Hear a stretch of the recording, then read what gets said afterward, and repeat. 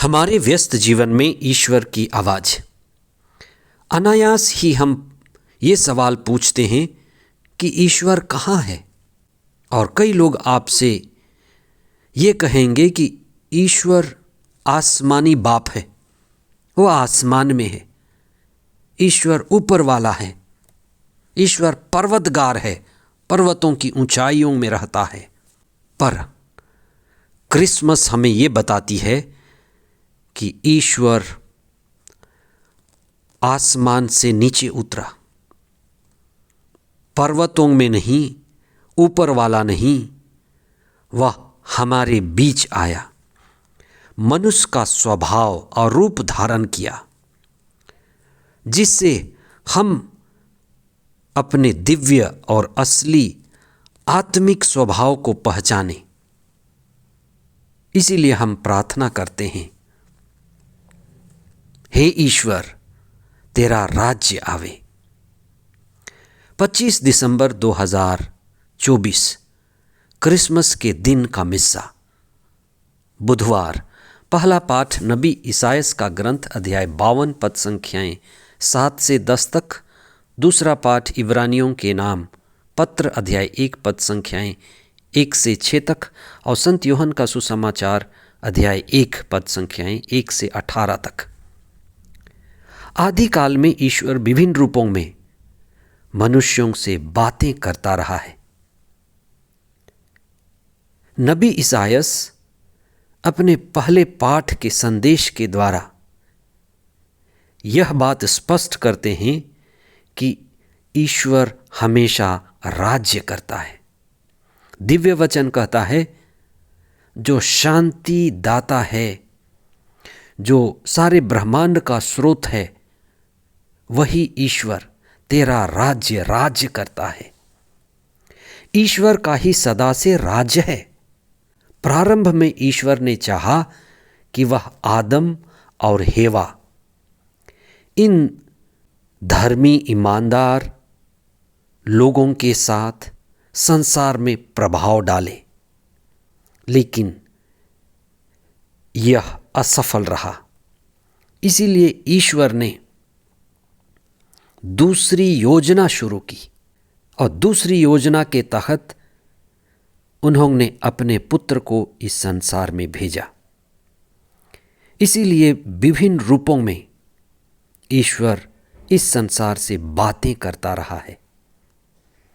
आज के दूसरे पाठ में इसकी चर्चा है कि बोलने वाला तो एक है, जो हर युग में बोला है, लेकिन कई लोगों के माध्यम से बोला है। असल में एक ही बोलता रहा है। महात्मा नोआ के द्वारा, इब्राहिम के द्वारा, नबी मूसा के द्वारा, कई नबियों के द्वारा, न्यायकर्ताओं के द्वारा, प्रेरितों के द्वारा, सब संतों महात्माओं के द्वारा वही बोलता रहा है जो एक है, लेकिन कई चेहरों और कई मुख और आवाजों के माध्यम से बोलता है। सब बोलने वालों में ईसा सर्वोत्तम है, क्योंकि वे ईश्वर के पूर्ण रूप हैं, पूर्ण अवतार, जिनकी वाणी में मुखर ईश्वर की वाणी है, शुद्ध दिव्य वाणी है। आज का सुसमाचार यूहन्ना रचित सुसमाचार है। संत यूहन्ना ने पुराने व्यवस्थान और नए व्यवस्थान को बड़े ही बुद्धिमानी ढंग से आत्मा की प्रेरणा से जोड़ा है। हम कैसे ईश्वर को जान सकते हैं और ईश्वर की विवेचना कर सकते हैं। ईश्वर दो तरह से जाना जा सकता है या व्यक्त किया जा सकता है। एक तो पुराने व्यवस्थान के द्वारा। पुराने व्यवस्थान में ईश्वर निर्गुण है। ईश्वर का कोई भी व्यक्ति जैसे गुण मालूम नहीं पड़ता। ईश्वर निराकार है, उसके आकार का कोई पता नहीं। वह बहुत दूर है, परमात्मा है, आसमानी है, ऊपर वाला है। लेकिन इसके ठीक विपरीत नए व्यवस्थान में ईश्वर सगुण रूप धारण किया। वो मानव बना, एक मनुष्य बना और उसने हमारे जैसे बोलना शुरू किया, देह धारण किया, आत्मा से परिपूर्ण था। प्रेरितों ने लिखा है कि हमने उसकी महिमा देखी है। वह बिल्कुल ईश्वरीय, आत्मिक और दिव्य रूप में था। और विशेष करके ईसा के शिष्य 3 साल तक उनके साथ रहे और 30 साल तक उनका छिपा हुआ जीवन उसी दिव्य रूप को प्रकट किया। उसी के महान प्रकटीकरण को हम क्रिसमस में मनाते हैं। सवाल यह है कि ईश्वर आखिर मनुष्य क्यों बना?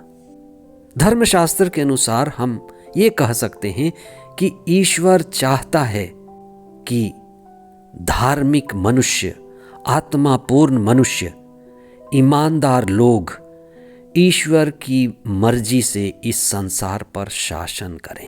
ईश्वर ही अपने अच्छे, ईमानदार, धार्मिक लोगों के द्वारा इस संसार को प्रभावित करना चाहता। इसीलिए आदम और हेवा के असफल होने पर उसने अपने एकमात्र धर्मी पुत्र को भेजा, जिसके प्रभाव से हम ईश्वर के प्रभाव में आए।